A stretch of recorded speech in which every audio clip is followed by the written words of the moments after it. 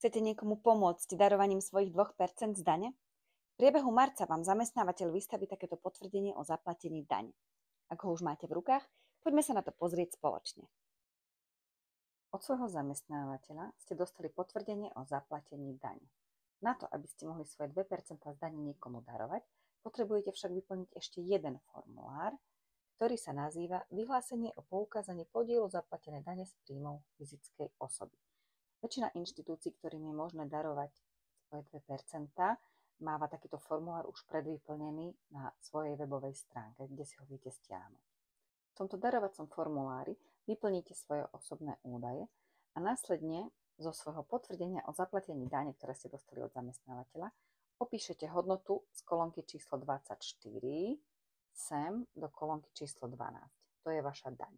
Z nej si vypočítate svoje 2% a tie zapíšete do kolónky číslo 13. Z kolónky číslo 26 opíšete dátum a dáte ho do kolónky číslo 14. Obe tieto tlačivá, aj potvrdenie o zaplatení dane, aj darovacie tlačivo, odovzdáte najneskôr do 30.